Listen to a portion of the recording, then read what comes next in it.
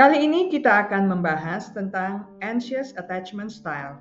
Istilah ini adalah salah satu dari 4 jenis attachment yang dikemukakan oleh dua pakar John Bowlby dan Mary Ainsworth. Kita sudah membahas gaya kemelekatan aman di minggu lalu, dan hingga 2 minggu mendatang kita akan membahas tentang gaya kemelekatan ini. Anxious attachment style adalah sebuah pola hubungan yang ditandai dengan kecemasan yang berlebihan terkait dengan hubungan interpersonal. Seseorang dengan anxious attachment cenderung merasa tidak aman dalam hubungan, takut ditinggalkan, dan sangat membutuhkan validasi dari orang lain. Pola ini terbentuk sejak masa kanak-kanak akibat pola asuh yang tidak konsisten, di mana kebutuhan akan keamanan dan kenyamanan tidak terpenuhi secara konsisten. Seseorang dengan gaya kemelekatan anxious seringkali dihantui oleh bayang-bayang penolakan. Mereka sangat takut ditinggalkan oleh orang yang mereka sayangi, sehingga cenderung clingy dan posesif dalam hubungan. Kebutuhan akan validasi dan persetujuan dari pasangan begitu kuat, membuat mereka merasa tidak utuh tanpa pengakuan dari orang lain. Perasaan cemas dan khawatir pun kerap menyertai, terutama saat terpisah dari orang yang dicintai. Ketidakstabilan emosi menjadi ciri khas mereka, di mana perasaan cemas, marah, atau sedih bisa muncul secara tiba-tiba dan intens. Rasa tidak aman yang mendalam dalam hubungan membuat mereka sering meragukan perasaan pasangan, bahkan ketika tidak ada alasan yang jelas.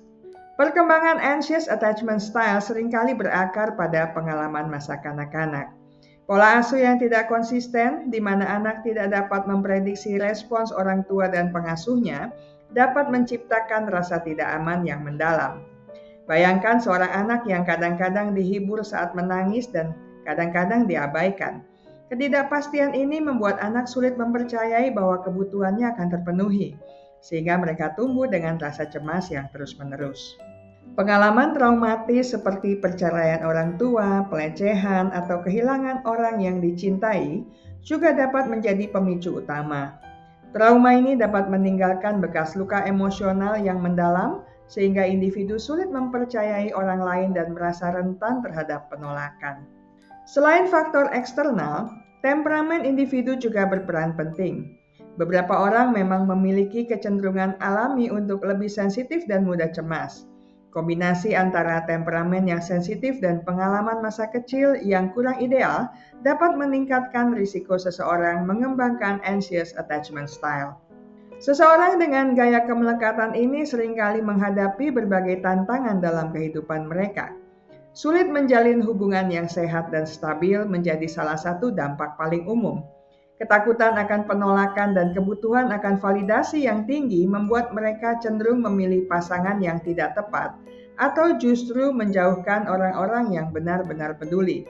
Masalah kepercayaan juga menjadi penghalang besar dalam membangun hubungan yang mendalam. Mereka seringkali curiga terhadap pasangannya dan sulit untuk merasa aman dalam hubungan. Kecemasan dan depresi seringkali menjadi teman setia bagi individu dengan anxious attachment style. Cemas berlebihan tentang status hubungan dan depresi akibat perasaan tidak berharga adalah hal yang umum terjadi. Untuk mengatasi perasaan-perasaan negatif ini, beberapa orang mungkin melakukan perilaku merusak diri seperti overthinking, self-harm, atau bahkan penyalahgunaan zat. Perilaku ini dilakukan sebagai upaya mencari pelarian atau meredakan kecemasan yang mereka rasakan. Seseorang dengan gaya kemelekatan cemas tidak hanya berdampak pada dirinya sendiri, tetapi juga pada orang-orang di sekitarnya. Tekanan yang tinggi seringkali menjadi beban bagi pasangan atau teman dekat mereka. Kebutuhan akan perhatian dan validasi yang konstan dapat membuat orang-orang di sekitar merasa kewalahan dan terbebani. Konflik pun kerap terjadi akibat dari kecemasan yang berlebihan, posesif, dan tuntutan yang tidak realistis. Orang dengan anxious attachment style seringkali sulit memahami batasan dan kebutuhan orang lain, sehingga membuat orang di sekitar mereka merasa tidak nyaman dan tertekan. Mereka mungkin merasa seperti berjalan di atas telur, selalu khawatir akan melakukan kesalahan yang dapat memicu kecemasan pasangannya. Untuk mengatasi anxious attachment style, diperlukan upaya yang komprehensif. Psikoterapi, terutama cognitive behavioral therapy, menjadi salah satu pendekatan yang efektif. Melalui CBT, individu dapat belajar mengidentifikasi pola pikir negatif yang mendasari kecemasan mereka dan mengembangkan cara berpikir yang lebih rasional. Selain itu, terapi juga membantu individu untuk mengubah perilaku yang tidak sehat, seperti menghindari situasi sosial atau terlalu bergantung pada pasangan. Pengembangan diri juga menjadi kunci dalam mengatasi anxious attachment style. Membangun kepercayaan diri yang kuat akan membantu individu merasa lebih aman dan mandiri. Keterampilan sosial yang baik akan memfasilitasi interaksi yang lebih sehat dengan orang lain, sementara kemampuan mengatur emosi akan membantu mereka menghadapi situasi yang sulit dengan lebih tenang. Membangun hubungan yang sehat adalah tujuan akhir dari proses pemulihan. Dengan belajar mempercayai orang lain secara bertahap dan membangun hubungan yang saling menghormati, individu dengan anxious attachment style dapat mengatasi ketakutan akan penolakan dan membangun koneksi yang lebih mendalam. Mencegah tumbuhnya akar kecemasan dalam hubungan sejak dini adalah langkah bijaksana yang berbuah manis di kemudian hari. Seorang anak kecil yang selalu merasa aman dan dicintai akan tumbuh menjadi individu yang percaya diri dan mampu membangun hubungan yang sehat. Untuk mewujudkan hal ini, orang tua dan pengasuh memiliki peran yang sangat penting. Konsistensi adalah kunci. Ketika seorang anak selalu mendapatkan respon yang tepat dan konsisten dari orang tuanya, ia akan selalu merasa aman dan percaya bahwa kebutuhannya akan terpenuhi. Bayangkan seperti sebuah pohon yang tumbuh kokoh karena akarnya kuat. Begitu pula dengan emosi anak. Konsistensi dalam pengasuhan akan menjadi akar yang kuat bagi perkembangan emosi mereka. Luangkan waktu berkualitas bersama anak untuk membangun ikatan yang erat.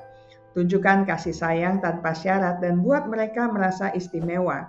Ikatan yang kuat ini akan menjadi benteng perlindungan bagi anak saat menghadapi tantangan di masa depan. Jangan takut membiarkan anak mencoba hal-hal baru. Dengan memberikan kesempatan untuk mandiri, anak akan belajar mengatasi masalah dan mengembangkan kepercayaan diri. Tindakan ini seperti melatih otot, semakin sering digunakan, semakin kuat pula kemampuan mereka. Terakhir, jadilah contoh yang baik. Anak-anak belajar melalui meniru. Tunjukkan pada anak bagaimana cara menjalin hubungan yang sehat, penuh kasih sayang dan saling menghormati. Anda adalah model peran pertama dan terpenting dalam hidup mereka.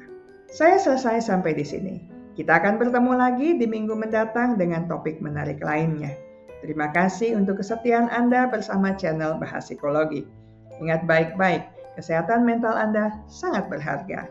Jagalah, pertahankanlah dengan sekuat tenaga.